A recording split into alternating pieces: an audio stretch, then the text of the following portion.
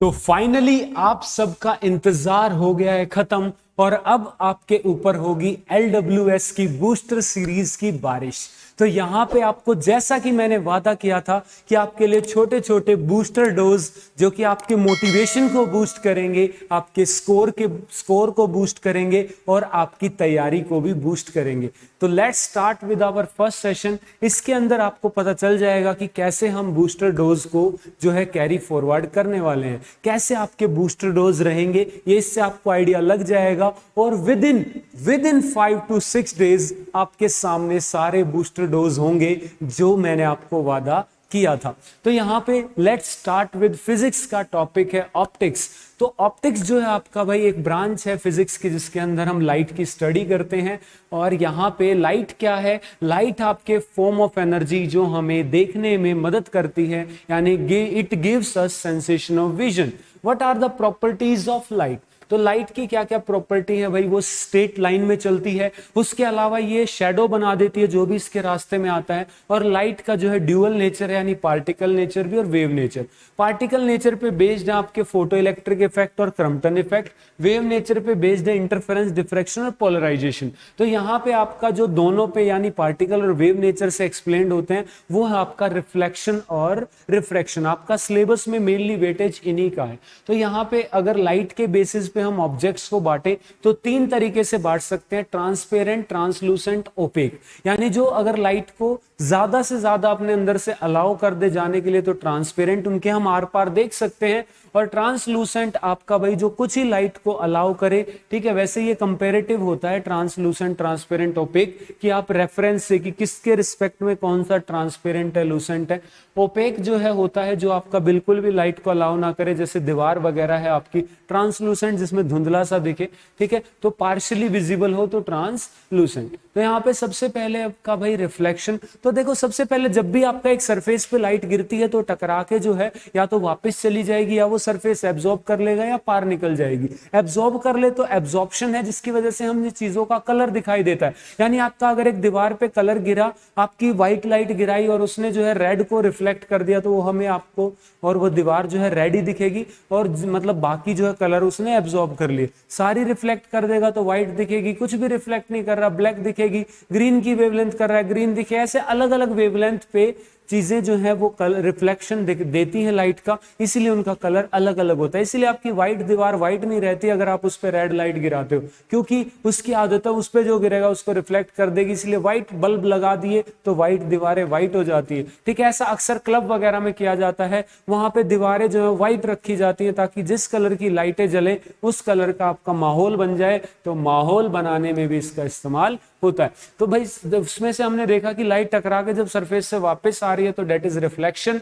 Reflection होता है कि अगर एक सरफेस से टकरा के बाउंस बैक हो गई लाइट, सेम मीडियम में आ गई। इसके कुछ लॉज हैं जो फॉलो करती है लाइट। पहला है कि इंसिडेंट रे नॉर्मल होती है मिरर के जो है परपेंडिकुलर, और रिफ्लेक्टेड रे, ये तीनों जो है सेम प्लेन में लाई करेंगी, ठीक है। यानी इंसिडेंट का प्लेन बदलोगे तो रिफ्लेक्टेड का भी बदलेगा। दूसरा, जो नॉर्मल और इंसिडेंट के बीच में एंगल ऑफ इंसिडेंस है, और जो रिफ्लेक्टेड और नॉर्मल के बीच में है एंगल ऑफ रिफ्लेक्शन, ये दोनों हमेशा इक्वल होंगे, चाहे सरफेस आपका कैसा भी हो, चाहे स्मूथ सरफेस हो या रफ हो। स्मूथ सरफेस होगा तो रेगुलर रिफ्लेक्शन होगी, यानी पैरेलल लाइट गिराई रिफ्लेक्ट होके पैरेलल ही मिलेगी।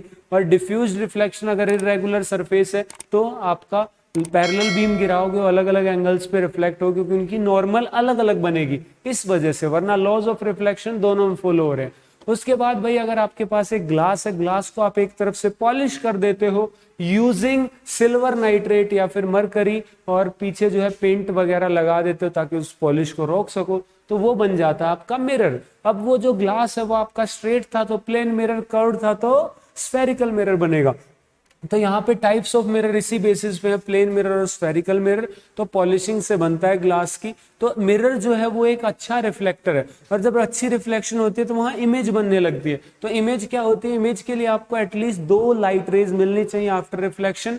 और इमेज 2 तरीके की हो सकती है, लाइट रेज सच में मिले तो आपकी रियल। उससे पहले हमने बात की थी लाइट रे ट्रेवल इन स्ट्रेट लाइन, तो अगर 2 लाइट रे से दूर दूर जा रही है तो ऑब्जर्वर को लगेगा पीछे मिलके आई है, तो दे अपीयर टू मीट, उससे बनती है वर्चुअल इमेज, ठीक है। तो यहाँ पे भाई वर्चुअल इमेज हमेशा इरेक्ट होती है, रियल इमेज हमेशा इन्वर्टेड होती है।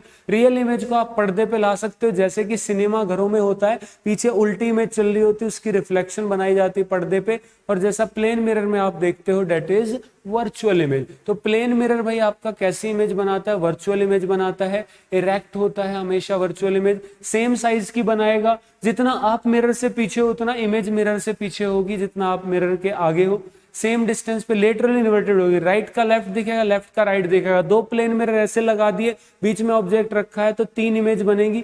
फॉर्मूला होता है उसका 360 अपॉन थीटा कर दो, आपका थीटा अगर जैसे 90 डिग्री पे है तो यहाँ 90 रख दो, कितना है 4, इवन आया तो -1 कर दो, ओड आया तो सेम इज द आंसर। तो 90 से करोगे 4 आएगा, -1 करोगे 3 इमेज बनेगी, उनमें 2 इमेज जो ऐसी होंगी जिनका जो है लेफ्ट का राइट, राइट का लेफ्ट दिखेगा, लेकिन एक इमेज होगी जिसमें राइट का राइट दिखेगा। तो यहाँ पे वो सामने वाली जो दोनों मिरर के बीच में बनेगी, तो यहाँ पे वो इसका आंसर 1 आ जाएगा अगर पूछे सेम साइड किस में बन रही है। तो यहाँ पे भाई आपका सेम साइड लेटरल इन्वर्टेड होगी। फोकस जो है इसका इनफाइनाइट होता है, जो फोकल लेंथ है वो भी इन्फिनिटी होती है, इनफाइनाइट, ठीक है, इन्फिनिटी, फोकस इनफाइनाइट पे होता है, इन्फिनिटी पे। अगर आपको सामने खड़े हो मिरर के और पूछे भाई कितना फुल साइज देखने के लिए इमेज, तो आपको जो है उसका h/2 साइज का मिरर चाहिए, यानी आप 10 मीटर के हो तो 5 मीटर का शीशा चाहिए, आप उससे दूर खड़े हो एक सर्टेन दूरी पे, तो उससे, ठीक है। उसके बाद भाई अगर ऑब्जेक्ट मूव कर रहा है मिरर के आगे, इस टाइप के क्वेश्चन भी आपने देखे होंगे, तो ऑब्जेक्ट अगर आगे की तरफ मूव कर रहा है v वेलोसिटी से, तो इमेज भी v वेलोसिटी से ही मिरर की तरफ बढ़ेगी, ठीक है। तो रिलेटिव वेलोसिटी इनमें क्या हो जाएगी, v + v 2v हो जाएगी। ये अलग अलग केसेस दे रखे हैं कि अगर मिरर मूव कर रहा है ऑब्जेक्ट की तरफ तो भी सेम केस रहेगा। तो उसके अलावा अगर आपका मान लो v1 से ये मूव कर रहा है मिरर और v2 से ऑब्जेक्ट मूव कर रहा है, रिलेटिव वेलोसिटी क्या होगी दोनों की, v1 - v2, मतलब सेम डायरेक्शन में तो v1 + v2, तो दो इसकी और इसकी कितनी हो जाएगी 2v1 + v2। और अगर दोनों सेम डायरेक्शन में है तो रिलेटिव v1 - v2, जो भी आगे चल रहा है या तेज चल रहा है, तो उसी हिसाब से उसकी डबल जो है इन दोनों की ऑब्जेक्ट और इमेज के बीच में वेलोसिटी हो जाएगी, ठीक है। उसके बाद प्लेन मिरर के यूज कहाँ है भाई, ड्रेसिंग मिरर में यूज होता है, पेरिस्कोप बनाने में यूज होता है और कैलाइडोस्कोप बनाने में यूज होता है, ठीक है। तो यहाँ पे पेरिस्कोप आपने देखा है ना, पेरिस्कोप कैसा होता है, इस टाइप का होता है, दिस इज पेरिस्कोप। तो पेरिस्कोप में भाई आपका मिरर जो है प्लेन मिरर इस्तेमाल होता है, इस तरीके से लाइट आती है, तो यहाँ पे देख सकते हो सबमरीन वगैरह में भी यूज होता है, ठीक है। इस टाइप का आपका ये होता है पेरिस्कोप। तो पेरिस्कोप में आपका पोरोप्रिज्म भी यूज हो सकता है। तो फिनोमिना पूछे तो रिफ्लेक्शन प्लस रिफ्रैक्शन दोनों पे बेस्ड हो सकता है, और अगर एक ही ऑप्शन हो तो रिफ्लेक्शन लगाना, ठीक है। उसके बाद भाई स्फेरिकल मिरर्स बताया था जिसमें सरफेस जो है वो कर्व्ड हो। तो अगर एक स्फेयर का पार्ट है ग्लास आपका, तो अगर वो अंदर से पॉलिश किया है आपने तो वो आपका कन्वेक्स मिरर, बाहर से पॉलिश किया है यानी अंदर की जो केव वाली साइड है, गुफा की अंदर की साइड जो है वो रिफ्लेक्टिंग है तो वो कनकेव हो गया, और बाहर वाली रिफ्लेक्टिंग है तो वो कन्वेक्स हो गया। तो इसके अंदर आप देखो इसका सर्कल इस तरफ पूरा होगा, इसका फोकस भी इधर आएगा, इसका फोकस इस तरफ आएगा। तो यहाँ पे भाई कन्वेक्स का वर्चुअल फोकस होता है और कनकेव का रियल फोकस होता है। कैसे रे डायग्राम बना सकते हो तुम, तो एक लाइट अगर सीधी आई तो टकरा के फोकस से पास होगी, पैरेलल आई है तो, ठीक है, या फिर अपीयर टू पास होगी in case of convex, concave में ऐसा होगा। उसके बाद अगर फोकस से पास हो रही है तो टकरा के पैरेलल हो जाएगी। उसके अलावा सी से पास हो रही है तो टकरा के वैसे ही वापस चली जाएगी, क्योंकि ऑलरेडी 90 डिग्री पे है तो इसी लाइन में नॉर्मल आएगी। ऐसे कन्वेक्स के लिए ऐसा ही है, पैरेलल आ रही है तो ऐसे डाइवर्ज होगी, जैसे फोकस से पास हो रही है डाइवर्ज होगी, यानी डाइवर्जिंग मिरर पूछे तो कन्वेक्स, कन्वर्जिंग पूछे तो कनकेव। उसके बाद अगर ऐसे आ रही है कि फोकस से पास होना चाह रही है तो टकरा के पैरेलल हो जाएगी। उसके बाद अगर सी से पास होना चाह रही है तो टकरा के उसी रास्ते को रिट्रेस कर लेगी। ये होगा कन्वेक्स के केस में। रे डायग्राम देखते हैं कनकेव मिरर का। तो ऑब्जेक्ट जो है 6 अलग अलग केसेस पे इमेज बनाएगा।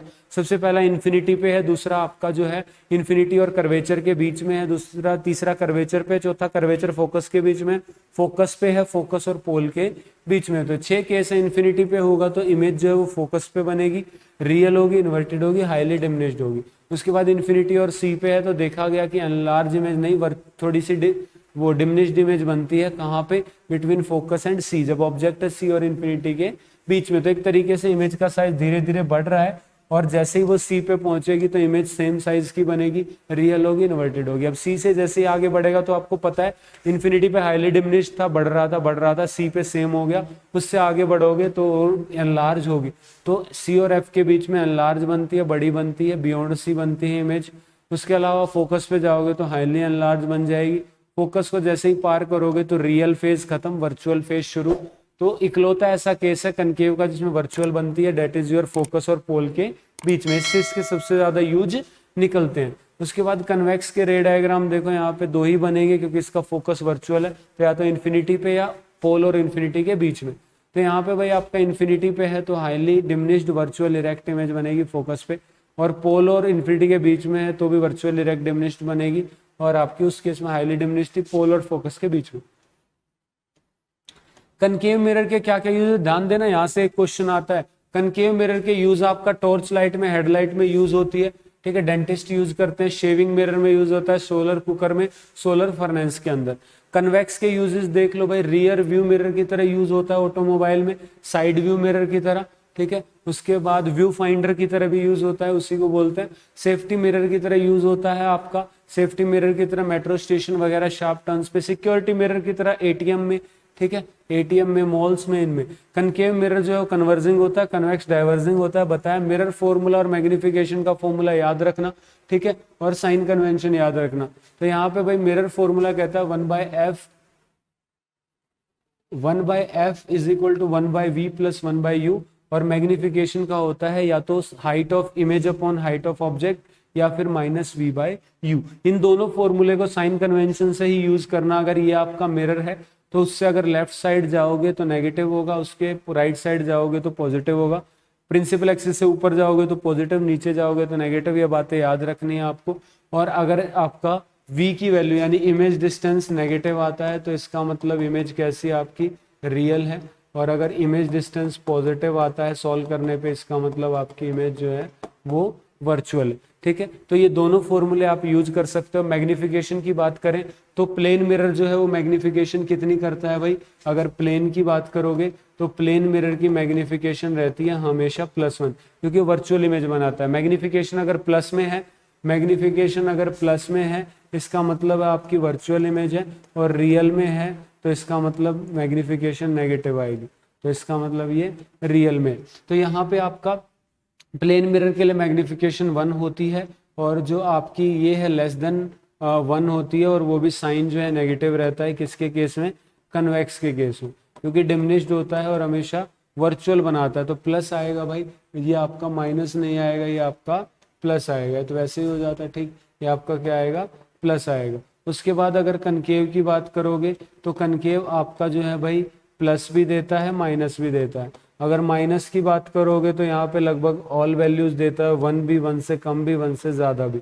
उसके बाद प्लस देखोगे तो ये हमेशा ग्रेटर देन 1 होगी, क्योंकि वर्चुअल इमेज कनकेव की हमेशा एनलार्ज होती है। आपसे पूछ ले एनलार्ज वर्चुअल इमेज सिर्फ और सिर्फ कनकेव बना सकता है, वर्चुअल तीनों बना सकते हैं। उसके अलावा सेम साइज की तो वो कनकेव और प्लेन मिरर बना सकते हैं, ठीक है। तो इस तरीके से आपको याद रखना है कि कैसे क्या चीजें काम कर रही हैं ऑप्टिक्स के अंदर। ये आपकी पहली बूस्टर वीडियोस थी, ऐसी और बहुत सारी वीडियोस आपको जल्दी जल्दी मिलेंगी।